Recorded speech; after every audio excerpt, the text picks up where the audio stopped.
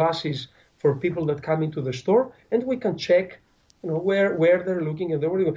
Another amazing thing. Do you know that even because retail, the pain of retailers is stock. Yeah, of course I know. Means exactly. Of course, it's that I've been a retailer. I was. Me too. Yes, in shopping centers and the pain always of my tenants and of the retailers is always stock. So listen, what happened. Another neuromarketing team that I'm collaborating. It is based in Thessaloniki in Greece. They're very successful. They have even done some work for Google Southeast Europe. They do some studies with retailers where they try to predict which collection will sell more. Oh, and how do they do it?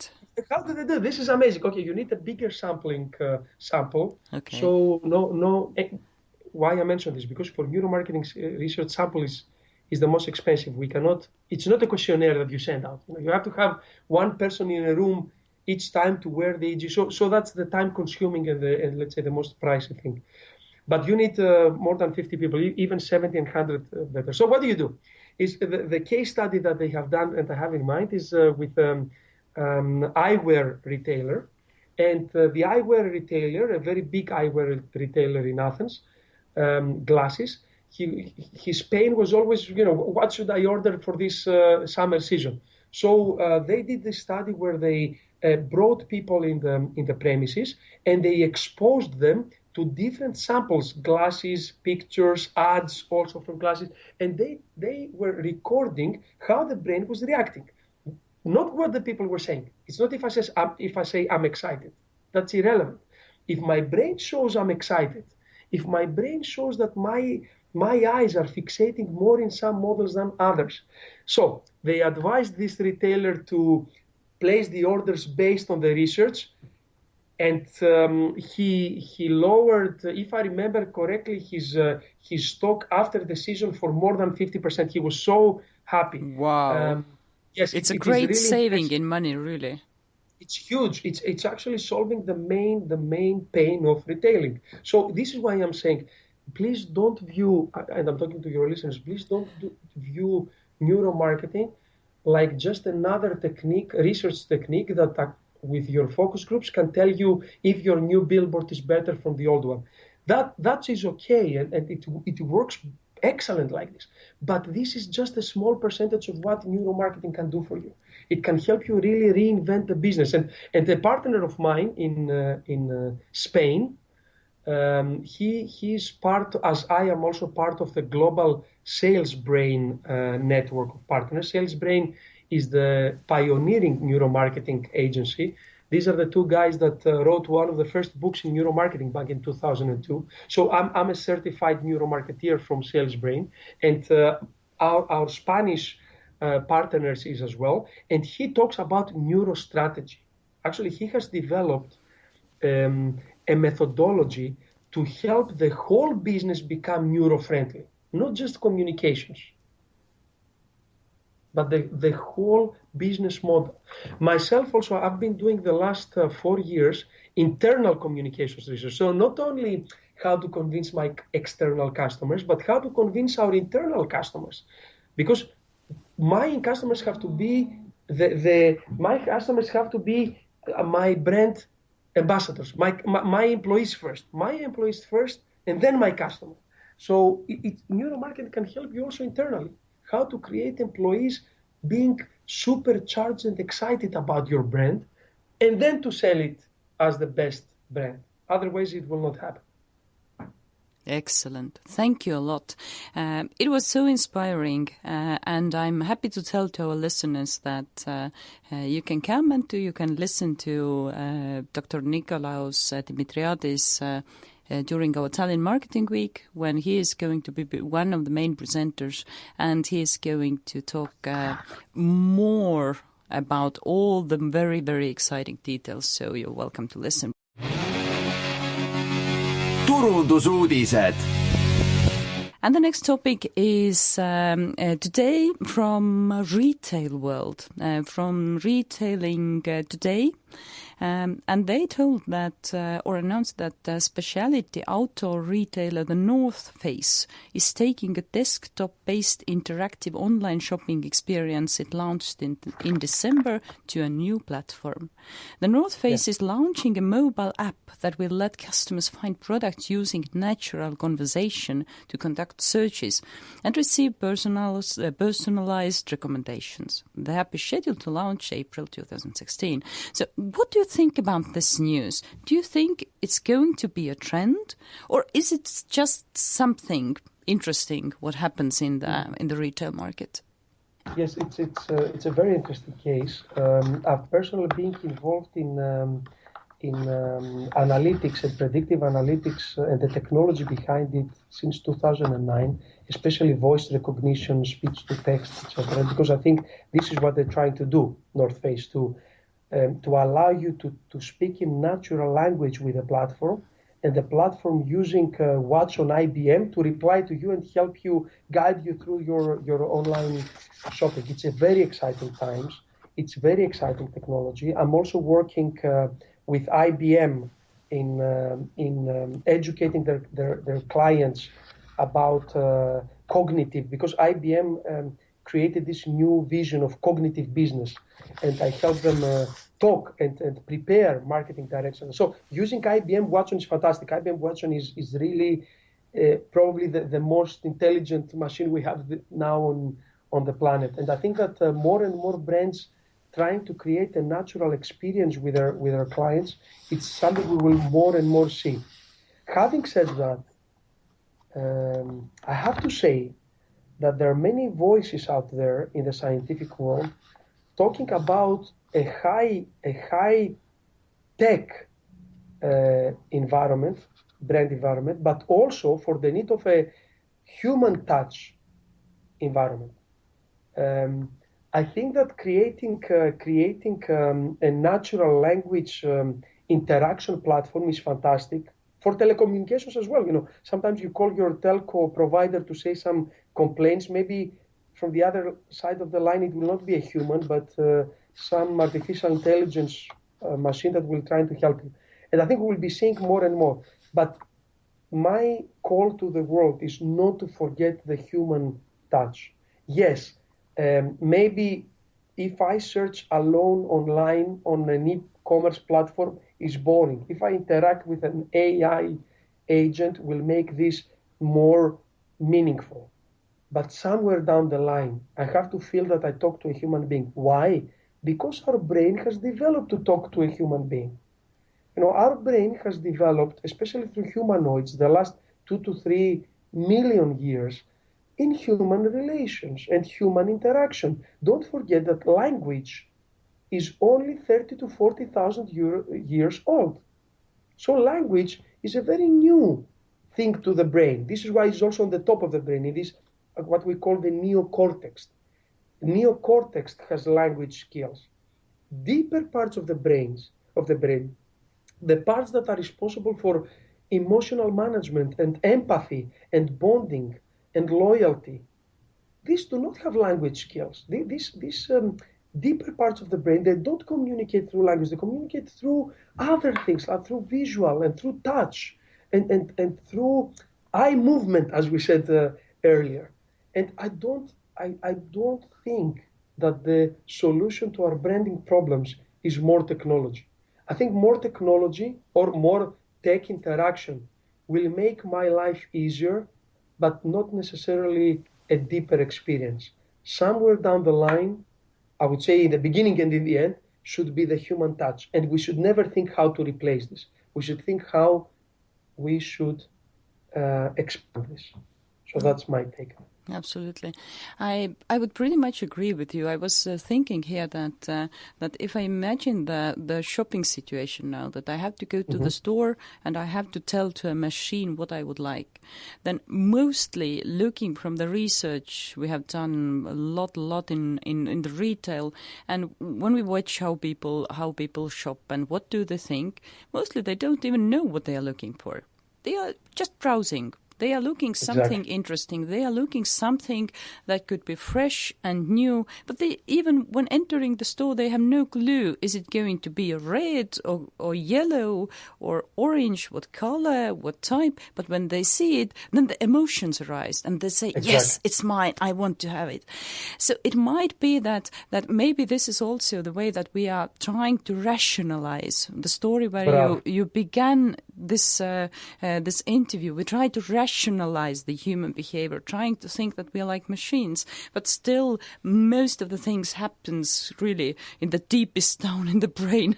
Exactly. What is difficult to control, so it might be kind of even, I wouldn't say dangerous, but it might be that it's probably a good way to create buzz. Really, but I'm not very sure that it's a good way to generate an excellent buying emotion around it. It might be kind of too Maybe it's different for men and women. Women tend to be more emotional in the clothing buying. Maybe men are more rational. Maybe they would be happy if they get listed, I don't know, 3 pairs of black socks, so they don't need to run around and trying to find them in the store. Maybe it's okay for them, but for women, there are so many other emotions and imaginations, so I don't know. I couldn't agree more. You know what? I was reading an article, I think it was on Wired magazine, where one of the journalists there started clicking in all the ads suggested by bots, by machines, on her social network. Because, your social network collaborating with or allowing for ads to appear that supposedly checks cookies to see through cookies what you like and to provide you more of what you like. So she started clicking on them all. It's like a vicious circle. The more you click, the more they recommend this thing. And she ended up in a very boring place because these machines can only know what you did, not what you will do. Meaning, maybe I checked one book in Amazon or something else somewhere else, and they will try to recommend more like this.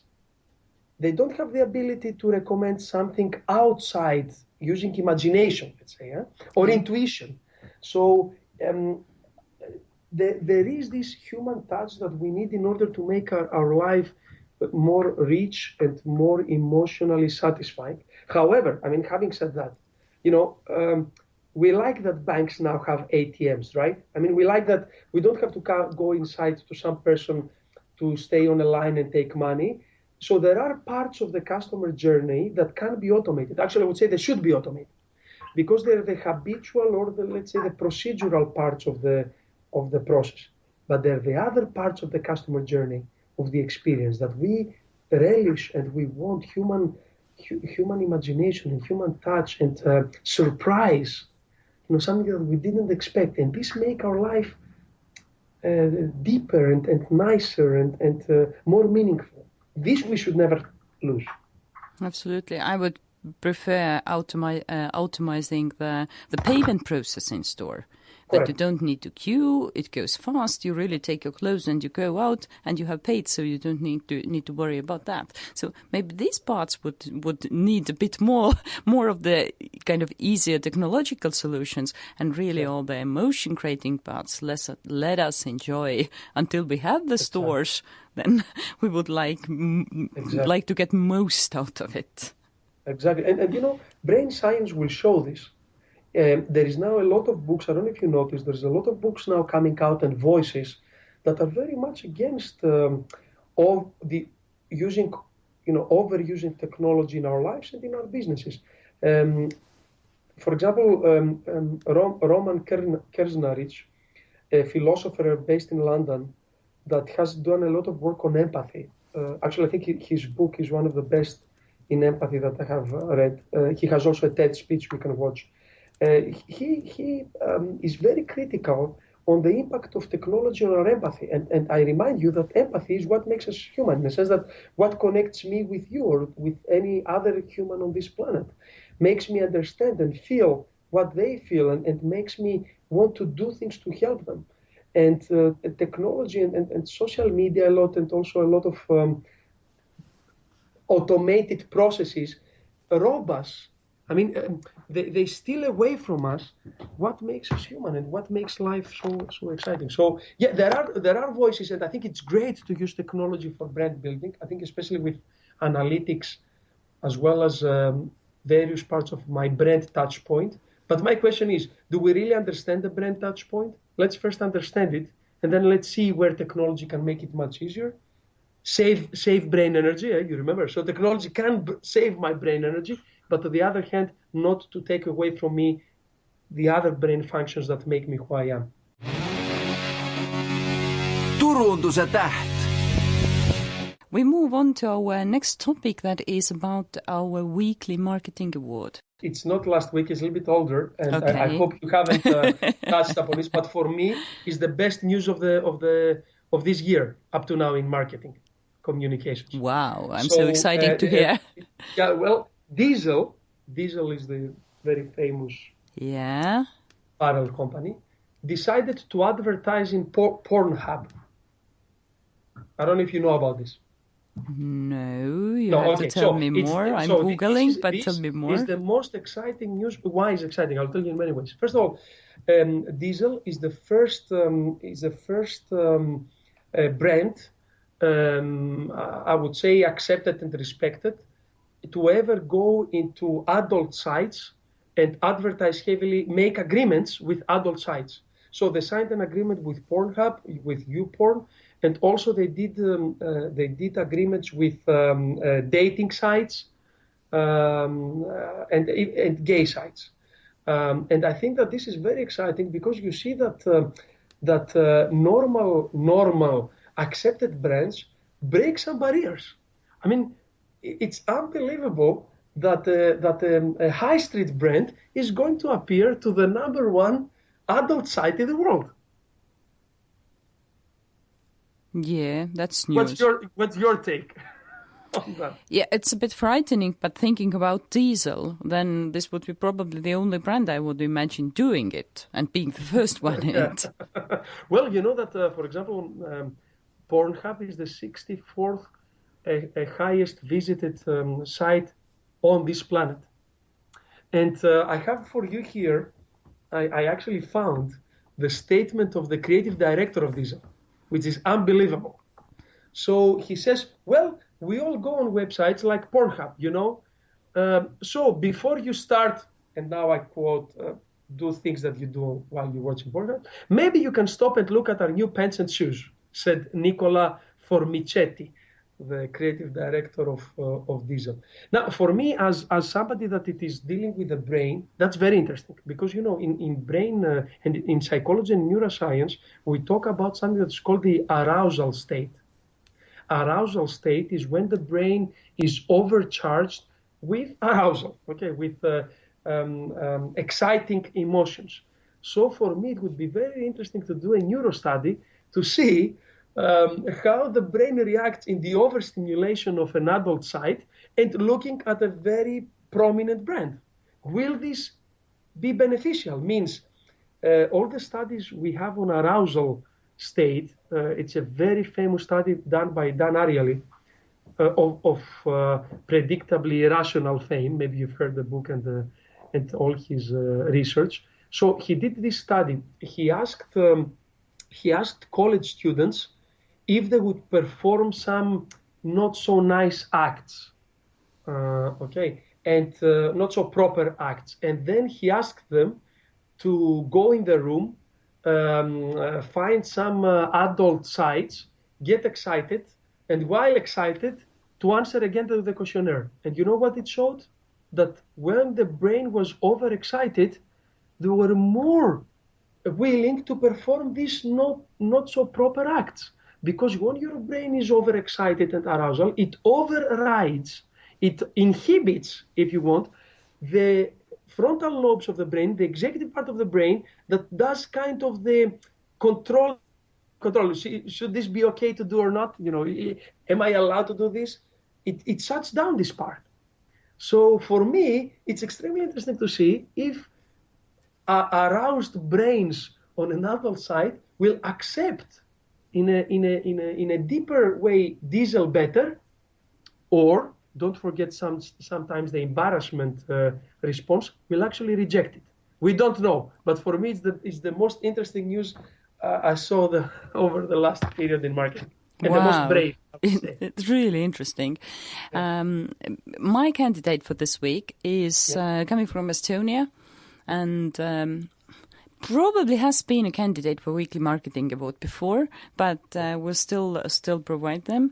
I think it's the Institute of Estonian Language. And as today is the day for Estonian language, they have, I think, every year an event. And the event, they called it an e-test of Estonian. So they ask everyone to participate.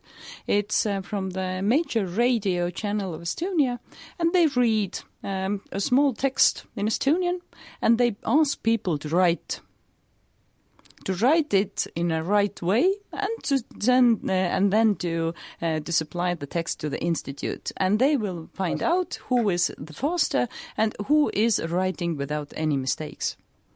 So it's a kind of interesting way to popularize the language, and especially this year I was really, really surprised, because usually it was something I read in the news, but today two totally kind of strangers were both at the same time telling me that no, I cannot attend the meeting because I need to do the language test. Unbelievable. And it was okay. It took about for some it was about 7 minutes or 15 minutes, but they really took time to understand if they write in a right way or wrong way. They were even Googling the words, trying to be the best one. So it's a really kind of interesting excitement you can build around the language. So this is my candidate. It's a great candidate. Yeah, I find the technology allows us, and online interaction platforms allow us really to touch things that before life we considered as given, right? Like language. You use it every day, and of course we don't have the time to go to a school for this. You work on, but now with such interesting engagement techniques that you mentioned, we can really stop and think about them. Yeah, very nice. Very good. So do you know what do we need to do next? Tell me. No. Okay. We need to vote who is going to get the award. You have your candidate and my candidate. So, and you as a guest can start. So, what is your favorite? I definitely go with the Estonian Institute of Language, because I think that every country, with all this globalization that we go through, globalization is fantastic, and I think that humans are the same wherever we are. We are really on this planet together. On the other hand, we really need also to appreciate our own traditions and to find value in these traditions. And one of these is, of course, language. So I go for the language. Okay, so I think that Estonian Language Institute, probably, when we see that you from Serbia currently are so excited about the idea, maybe the institute should think about exporting the concept to different countries with small languages. Turundusdoktor aitab. Today's case study sounds like that. Hi, we are a small family company and plan to open a garden store in Tallinn's suburban area. It will be situated in an old greenhouse, so we can both grow the plants and sell them at the same place. We have had long discussions about what to do with the interior. Should it be more polished and modern? But of course it's difficult and expensive to achieve. Or should we try to build it more like a cozy neighboring store or anything else? We actually don't know how to reach a decision. Can you help? What do you think about the case study? That's a very interesting situation, and one that happens every day, because everywhere in the world people start their own businesses from scratch. Now, I've been dealing for few years now with startups, with the startup community in various countries. I'm actually also a mentor and trainer of startups. And regardless if the startup is in technology or is in the brick and mortar or real world, like the case of said, there are some principles we need to follow. And my advice to them would be first this. You have to be lean, extremely lean. We are all very excited when we start a business. We have all the emotions, the dedication. We have this positivism bias. We see everything as positive and that it will work out. Usually they don't. I have to tell you. I'm a big believer.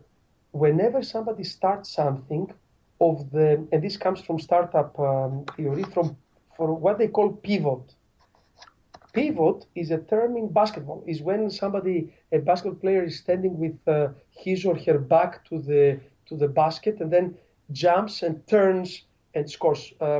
And in startup community, pivot means you spend 6 months, 1 year, 2 years on one idea, and you already have customers, but you see that it's not working very much. You have to pivot. You have to change. You have to keep a lot of the resources and a lot of the ideas and the learning. So one foot should be on the ground, but with the other you have to jump somewhere else. So in order to be able to pivot, you need to start lean. Means cost effective.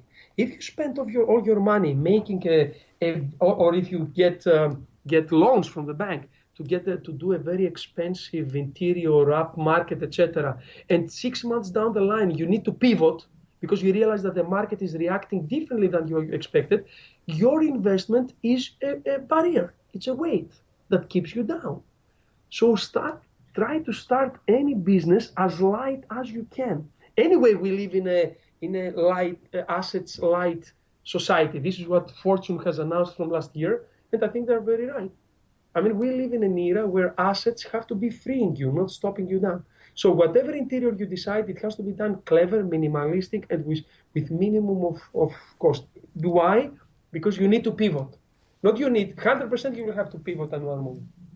Question number 2. How are you disrupting the industry? So the fact that you open another shop, it's flower shop, right? Yeah, it's a garden store. As I understand that they grow the flowers there and they sell them. It's not only the store, but it's also a kind of a huge... The garden. Great. So if you have the greenhouse and how do you disrupt the market? How do you make my buying experience easier and more exciting? I'll give you some, because for me, marketing is experience. It's not advertising. It's an experience. Can you bring me into the experience of what you are doing? Can I become part of the experience? 2 weeks ago, I published an article in LinkedIn Pulse calling it the end of the finished product. If your listeners find me on LinkedIn, you will find this and some other articles, and you will see that we have entered an era where the traditional barriers between the company and the customer are broken down. The customer has to become part of the process. And the more that the customer becomes part of the process, the more loyal he or she becomes, the more good information they give us, etc., etc., etc. So, for example, can we invite people to come and grow their own plants? Can we invite them and be part of the growing of plants? Can we hold kids and students, kids and schools and other kind of in the local community visits, so they see how can we collaborate? Collaboration is also a big thing. You can never make it alone. Who can be our partners? Local schools, any other. I mean, even are there local book clubs that they can come and be in a better environment in the greenhouse when they read? We need to create an experience space, not a space that we just produce. Gardening, either we sell equipment or flowers and plants, and then we sell them. No, can we create an open space? That's my top advice. Can we bring people in? Can we even bring them in before we create it? To do some workshops, to come, for them to walk around, to give us ideas, and to co-create.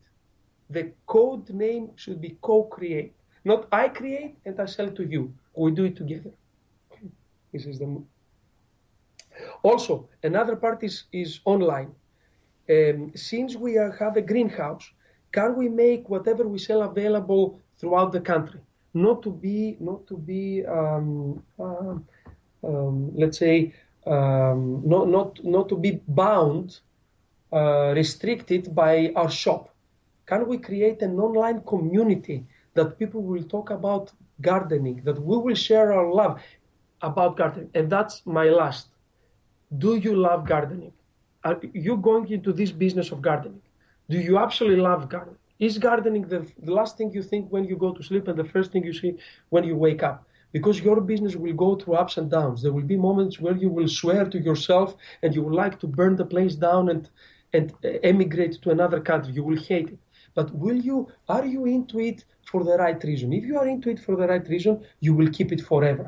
And you will try, and you will include people, and you will go through the bad times, and you will reach the good times. You have to live your business. Your business should be you, and you will be your business.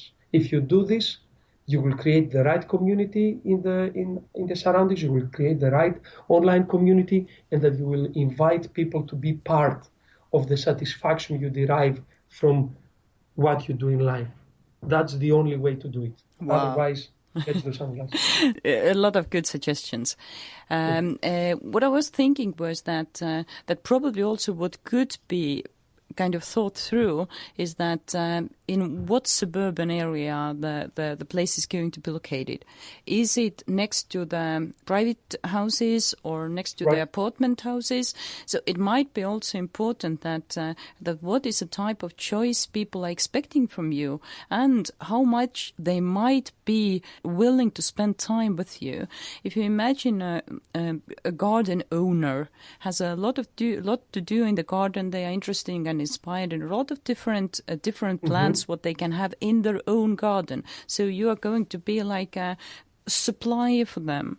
If you look at the apartment houses, they don't have any garden, and it might be that your garden store is not only a store where you sell some flowers, but it might be a place for people to gather, to drink coffee, to spend some time, to go with kids and tell them what plants are they and how they grow and what kind of fruits you can pick. So it might be a bit different concept also depending on where you are going to be situated.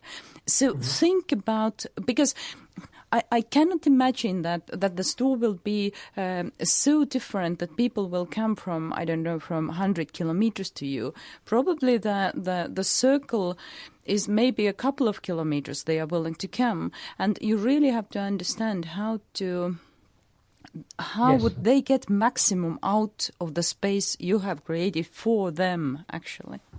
Correct. You know, there's the new thing in marketing. I'm thinking it's last 3-4 years, but more and more I think is capturing the attention is customer creation. Before in marketing we talk about finding the customer and selling to the customer.